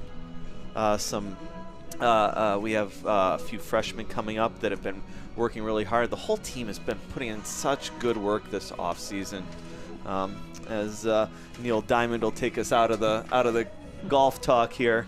Have you experienced this at Fenway Park? I don't recall it. I've been to Fenway one time. Yeah, I don't recall whether they were playing it back then or not. Yeah, the Red Sox fans will get away from their normal behaviors to be friendly for a little bit and hang out with each other as Sweet Caroline plays in the background. Yeah, it's a strange song for Boston to embrace. Yeah, you'd think you'd hear like Dropkick Murphys or something like that, but you know, to each their own. I'll stick with Hang On Sloopy. Well, I know what they won't play in Boston, which is No No Nanette, which is the musical that was, sold for Babe Ruth. Yeah, they're still regretting that one a little bit. They finally got over the hump, though. What was that, 2003, 2004? It was 2004, right? I think 2004. 2003 was Yankees Marlins. Marlins, yep. That's one we don't talk about in Cubs history, is 2003 very much. Yeah. So second inning here by Koenig here in the bottom of the fifth. The leadoff hitter is Tyler Havens. We've been saying Tyler Havens' name a lot today. He had the single early on, flew out to right field. Popped up. And let's see who calls this one. And it's caught by the first baseman. That's James Ozinga, number 12, makes the catch. Actually, we have a replacement at first base. It's Case Reuter. There's an old pitcher for the Giants called Kirk Reuter. We're going to have a pinch hitter for Hudson.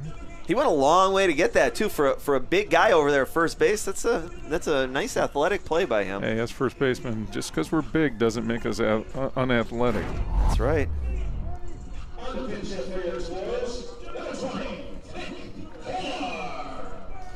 So Hudson bringing a pinch hitter to the plate, number 20. Pinch hitting for Balcony, and that is Nick Kolar.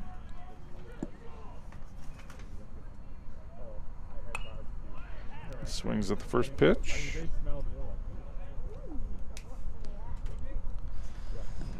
that'll be strike one. It's cool with the microphones picking up some of the ambient noise around the stadium. Good crowd here for an early April game at the ballpark of Hudson. And he slings one to the right side. That'll be strike two. Hopefully your car's not over there. It takes me back to high school, Mike. I went to a rural high school right along Route 252 in Medina County. We were taking batting practice one day, and a white van was driving down the road, and one of our guys got into one right through the window. Well, we used to have to run those puppies down from the bench, so I don't know if they have people who do that now or they just let them go. You would get 4 balls for a game, right? Each side would give like 2 balls, and whatever they look like at the end of the game also is what you had. So, and let me tell you from the umpire's perspective, you don't like to run low on those, so you want people going out to get them. And changeup gets him on strike 3 as Kolar goes down, second out of the 5th inning. He left the changeup up, but the change of speed was effective enough to get Kolar to chase. So Alex Travis comes to play. He's 2 for 2. He's got 3 stolen bases, a run scored. Having a big day for Alex. He's a player that can make things happen. He's a spark plug, even out of the number 5 hole in the lineup. Almost acting as a second. As the number 6 hitter, almost acting as another leadoff hitter for the bottom of the lineup. He's running all over the bases, and he's putting the ball in play. Again, exactly what the Hudson program values. Ball's a little low, 2-0. Maybe. And he has led off twice today, both getting on base and getting those runs to score. And that's exactly what you want out of that spot.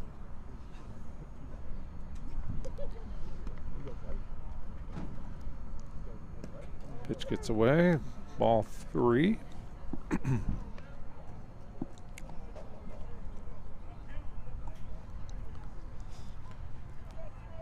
So Hudson coming off its Florida trip. It obviously is undefeated so far this season. His first game back up here north was in Nordonia. That's another development that we didn't have when I was growing up. It was going anywhere. Yeah, we were fortunate. We went down to Florida a few years when we were in high school. The old Montreal Expos spring training facility, Coco Expo, out by Cocoa Beach. You had said your best stadiums you've played in. That's probably the best one we did. It wasn't in the. You could tell it had been there a while, but the field was still immaculate. It also must be nice being able to grow grass throughout the entire year down there, as ours is kind of turning green now. Ballpark at Hudson, grass looks phenomenal. Our maintenance crew for the Hudson City Schools does a phenomenal job with the facilities. Yeah, the visionaries on this field, goes back many, many years, and Chuck Schilling and some others who had the idea of a place in this area that really shone brightly for baseball, and with the lights and just the warm-up facilities, the benches, etc. I mean, we didn't even have a dugout. We had a bench that we sat on when I was in high school, and our spring training was, we hoped to move out of the wrestling room, which was an all-white room, which we would use those old hard rubber baseballs to take infield in the white room. And they would hit those at, 75 miles an hour off that linoleum floor and take those shots off your body. That's spring training to me. The highlight was going outside. The snow was melting, because I grew up in the Chicago area when there was snow, and you'd be laying on the blacktop.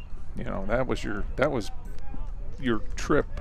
The trip was from the basement to out on the parking lot, and then you get out there and you'd be raking for weeks trying to get the infield to dry so you could start games around April 1st. Yep, you were a player. You were part of the grounds crew.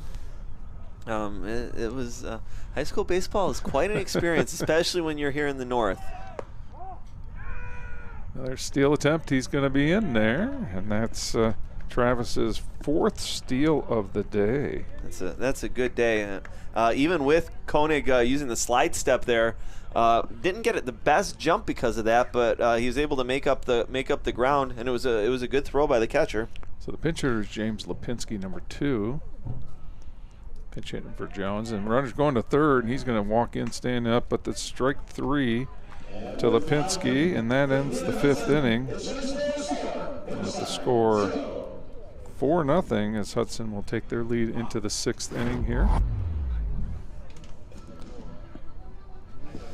And speaking of Dropkick Murphys, on cue, just for you, Bobby Bolin.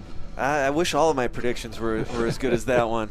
Man, look at Alex Travis, though. He gets down that line, and they are not afraid to let him loose on the bases. A few players in the Hudson lineup have shown that kind of athleticism.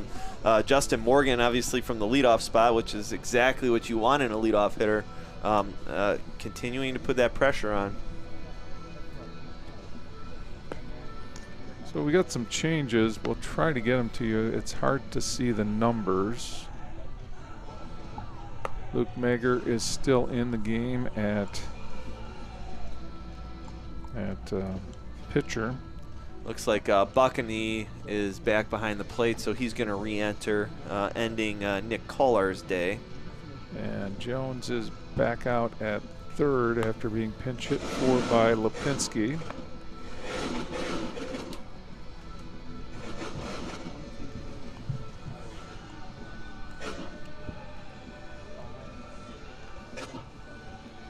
Not sure if there's other changes. So we're going to go to the top of the 6th here, and for Riverside, you're going to see Matt Bozick, James Ozinga, and Austin Kalb likely for them.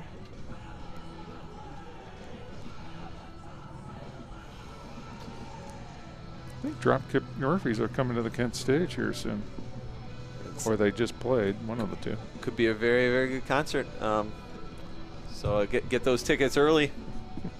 We're a little after St. Patrick's Day, but I still think it'll be a little bit popular. I think every day is St. Patrick's Day with the Dropkick Murphys. That's a very good point. Oh, they're coming to Jacobs Pavilion this year.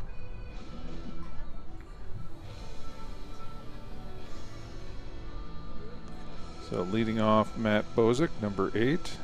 Sunday, August 10th at Jacobs Pavilion at Nautica. Okay, Jacobs Pavilion and Nautica. Dropkick Murphys and Bad Religion. Get those tickets early. I'm sure it's going to be sold out show. And any of the endorsement deals you can send straight to the Hudson City Schools. What are you talking about? The city schools? Mike, you want to send I'm semi-retired. I gotta find some income here, especially after the last 2 days. throw your address out right now. Yeah, it's not looking good for the stock market currently. Hopefully that flips around. Ball 3 on Bozick. Egger fires one in there, and 3-1 count. We don't have a radar gun out there. There we go. Shot back at Luke. He picks it up, fires the first. There's one away here in the 6th. Every day is bring the puppy to the ballpark day. There's a really cute one right down here in front of us, right behind home plate, if they can pick that one up. That and cute babies. I don't know if we have any cute babies today. Yeah. We got bark at the park for sure, though. Love golden retrievers too. Great breed. Megger gets one on the ground again. This one bobbled. Throw to first. Got him. Nice recovery there by Xavier Palo. With that pitcher's arm, he gets the out, and we're 2 away here in the 6th. Probably didn't feel good after pitching the Nordonia game, but he was able to get it across. Good job staying with the ball too. Keep it in front of you. Don't rush things. And he makes a nice strong throw across the diamond. Brings up Austin Kalb, the DH. He's 1 for 2, a base hit and a forced play. He's out on a forced play at second. Second time up, and he takes a strike, and it's 1-1. Nice tight slider from Megger. He's thrown that pitch a lot today, and it's got that good late movement on it. There's another breaking ball right back at him, and that's going to be a nice tidy 1-2-3. And we'll go to the bottom of the 6th with Hudson leading 4-0. And they'll have coming up Nathaniel Coates, Xavier Palo, who just made that really nice play, and Justin Morgan, who's 3 for 3 on the day. So Hudson chance to maybe put another insurance cookie on the board as we go into the 7th inning when they come back out.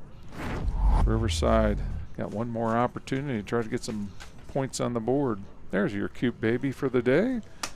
The Crack HCTV broadcast team bringing you all the highlights outside the playing field as well as inside the playing field, and the best crew in Northeast Ohio. Mike, you ask and they deliver. Maybe we'll do a little Where's Waldo, a little scavenger hunt. See how the camera people can what they can find. They often dispute my requests, but they're every now and then they'll appease me. Also, to tie things together, Brooke Harvey working the cameras today, a 4-year golfer here at Hudson, quality member of the team. There's Brooke right there. She looks like she's ready for a nap. Brooke, you ready for a nap?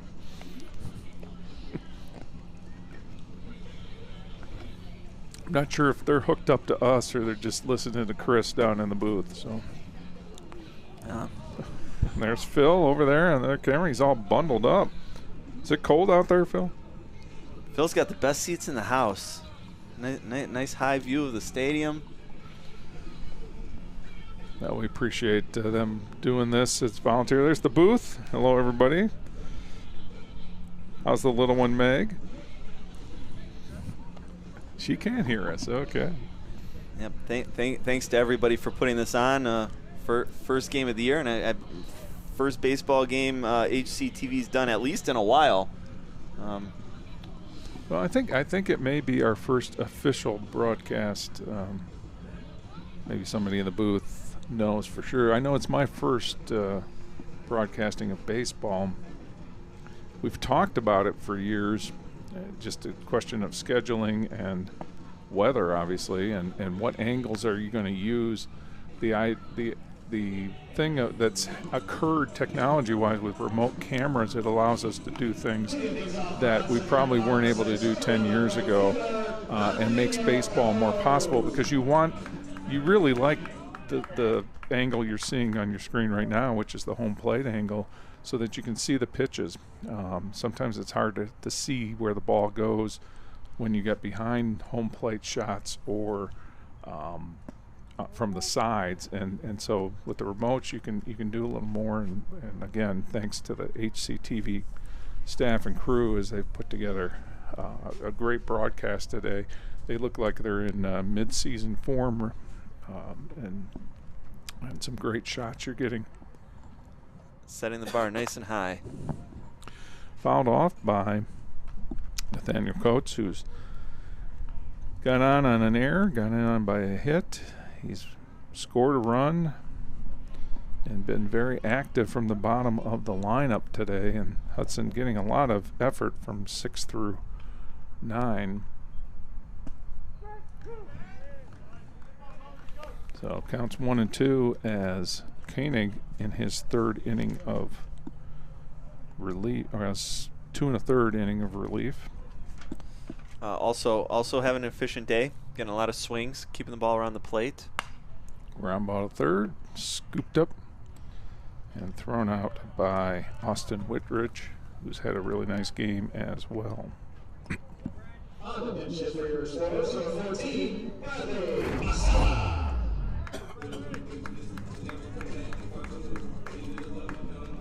So 1 away here in the bottom of the 6th.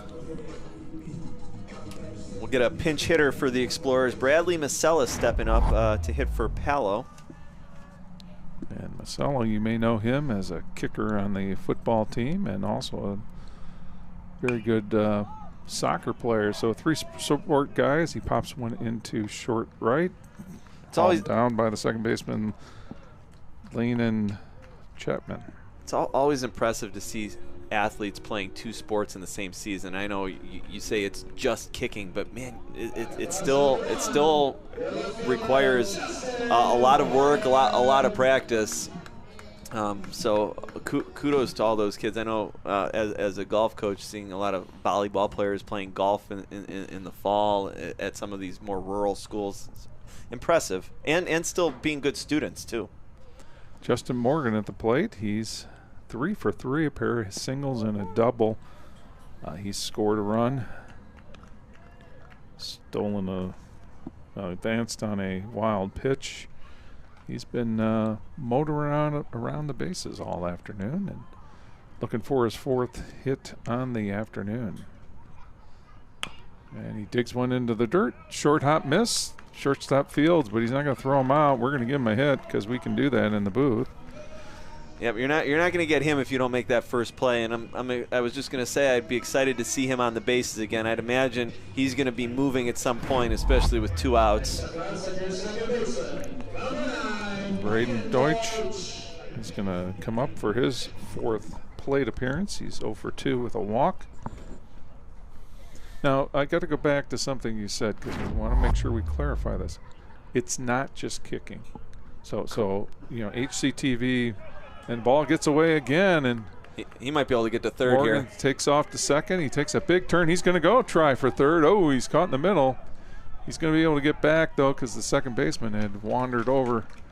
Shortstop had wandered over as backup on that play and did not come back to 3rd. So an E1 on the pitcher there as he throws it into past the first baseman. We'll take another look at that. And Morgan just had the head down. He's watching the third base coach. I think if you watch that replay again, you'll see his eyes not looking back. He's looking forward right at that third base coach. And there's a bunt. They get the runner to the 3rd, scoop and throws him out at 1st. And that's going to be the end of the game, end of the inning. As Hudson trying to get a base hit off the bunt there. And a 1-3 to end the 6th inning. And Hudson will go into the 7th 4-0. Remember, we play 7 innings, so this is like the 9th. And Hudson's Luke Mager will come in to try to shut it down and get Hudson its 4th win in a row.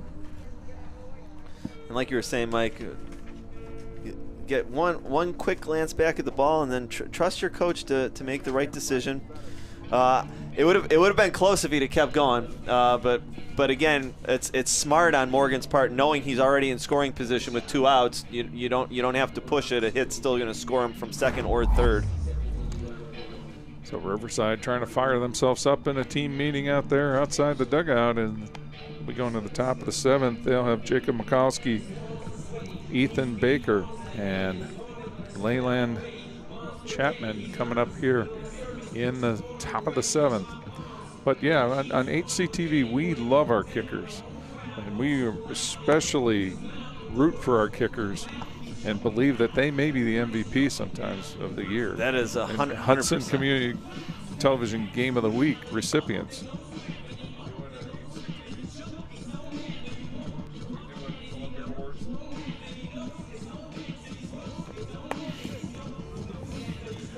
But so in the fall, you know, I'm always lobbying for the Olympic Awards Player of the Game for those kickers. And Brad's had a great career as a kicker, and we've had many outstanding kickers through the Hudson system, as you know, Bobby. We've been very fortunate. I remember Grant Gagne when I first started teaching at Hudson, and Caleb Junko. It's cool to watch him play on Saturdays at the University of Pittsburgh.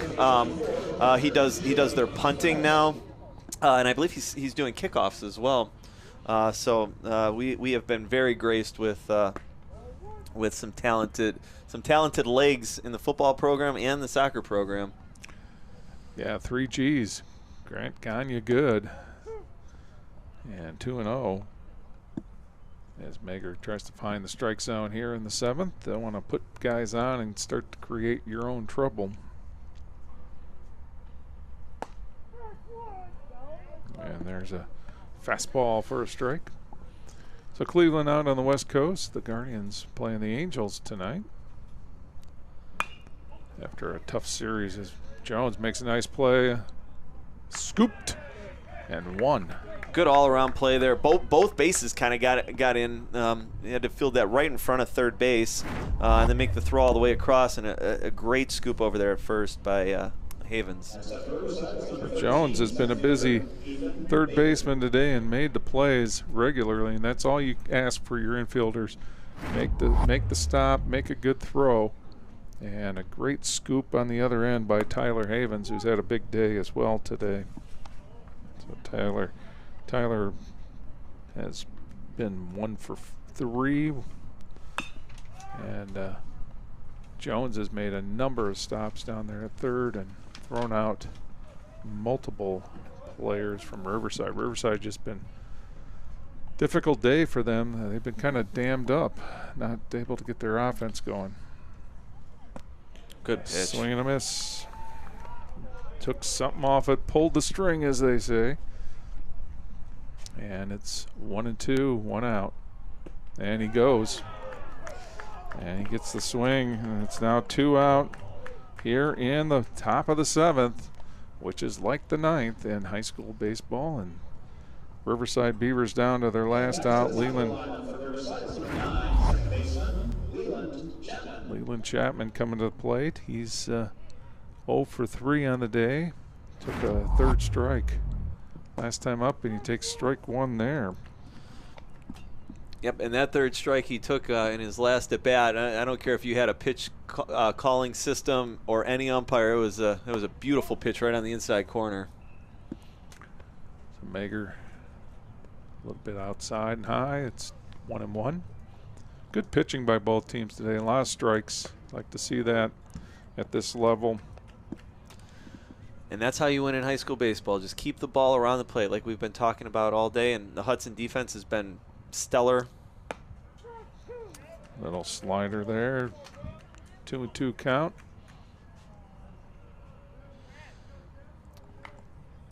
And the Beavers down to their last strike.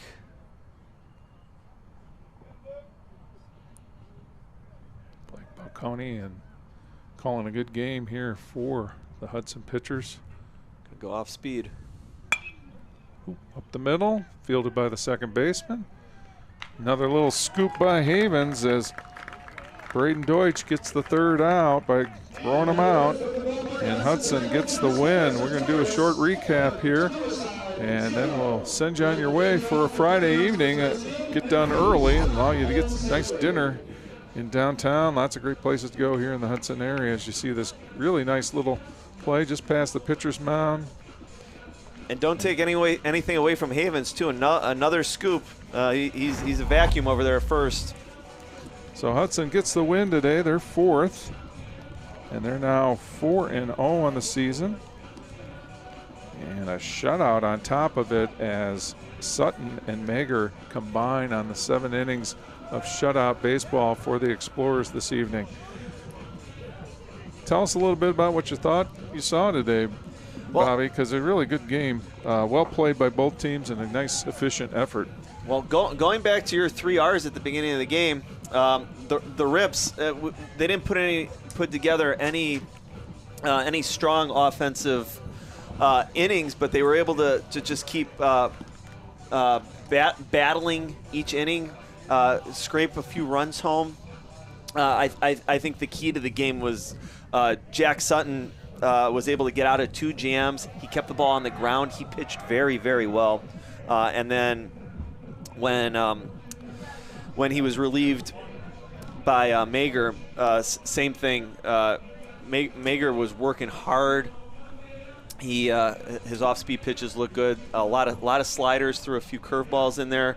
Kept Riverside off balance. So I think that was the big one. And the third R, we managed to get through without any drops of rain. So Mike, I think you came up with the perfect formula for a Hudson victory tonight. Well, they did a great job. Havens and Morgan with the 4 hits today. Just a really outstanding performance by him. Timely hitting by Travis and Havens and Coates to get those runs home when they had their chances. And so just a really nice ball game to watch. Hopefully you've enjoyed it as much as we did on the broadcast. We hope you have a pleasant evening and a better tomorrow. And our next broadcast will be North Royalton on Thursday night, April 10th. And then again on April 11th on Friday, we will have Avon Lake under the lights here at the ballpark in Hudson, Ohio. Thanks for tuning in. We'll see you later.